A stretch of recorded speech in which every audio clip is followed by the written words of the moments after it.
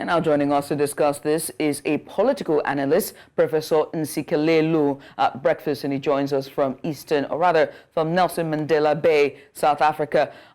Breakfast, thank you so much for coming on. We appreciate you for doing this with us. Let's start with all that's going on. According to the ANC Secretary General, the ANC has reached a breakthrough, right, in GNU talks.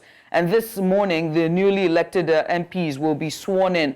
But how important is it for the ANC to go in there with, knowing that the GNC deal is sealed? Let's start there and then talk about the advantages so far. Well, first of all, one-party dominance is a thing of the past, and the hegemony of the ANC has been dealt with a blow in a big way.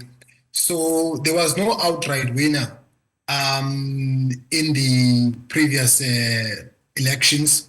The ANC got 40%, the DA got about, I think, 22%, and then Umkhonto weSizwe, they were in number 3.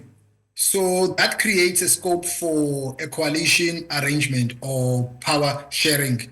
But then the ANC has chosen, because it is the leading political party in terms of numbers, they've chosen a government of national unity, which is essentially power sharing. But it must be noted that it's not the first time we have an arrangement of this nature. In 1994, we did have a power sharing arrangement or a government of national unity, whereby the ANC shared power with the National Party that was in charge of running the country under the circumstances of the apartheid regime. But then it fell apart in 1996. But the difference between then and now is that that arrangement of 94, it was informed by political reforms. It was informed by the democratization process, which is the political transition to a democracy. As you know, that our democracy came out of a negotiated settlement. So there was a lot of thinking underpinning that model of governance.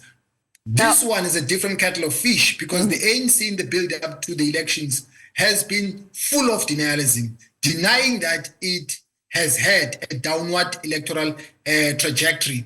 And it only woke up when the results came through, painting a picture that is not good for the ANC. So the ANC has reached out to about 17 political parties so that they can constitute government, because one of the constitutional provisions is that political parties have only 14 days to constitute the government. That's why they are meeting today at the National Assembly. So I'm so glad you just brought up the National Assembly breakfast, because now I need to ask a question about the advantage that ANC would most likely have with the swearing in of the MPs and the parliaments now voting this Friday. Do you see ANC's advantage? Do they have an advantage over other parties when it comes to who might be opposed to the return of Ramaphosa as the president?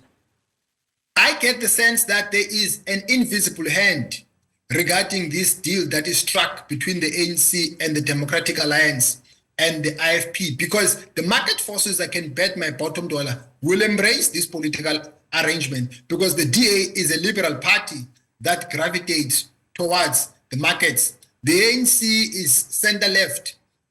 So I think the market forces might have had an influence in this arrangement, because they see the DA as a buffer against the ANC, because the ANC has been talking about the rolling out of the land reform, entrenching black people in the commanding heights of the economy, policies which sometimes are seen to be posing a threat to the market forces.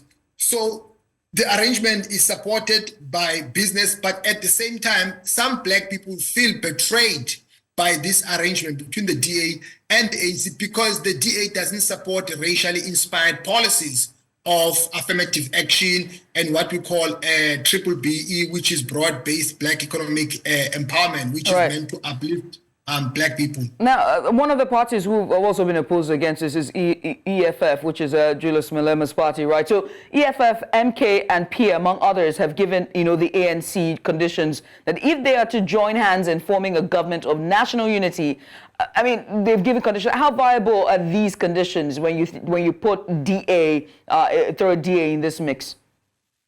The ideological proximity of the ANC and these political parties, they are closer to each other.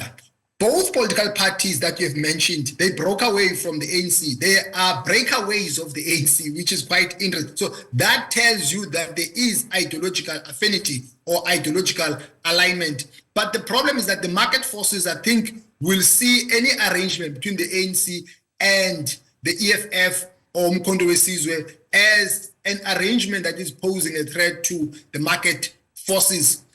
For instance, the EFF, they believe in nationalization of the commanding heights of the economy, the nationalization of Reserve Bank, the return of the stolen land. It's a socialist party.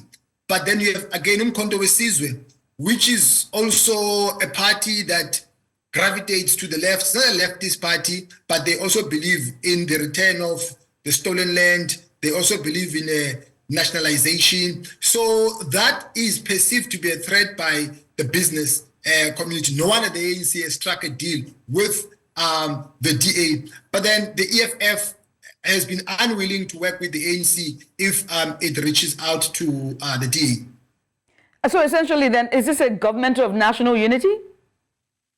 Yes, it is. You are raising a very critical matter.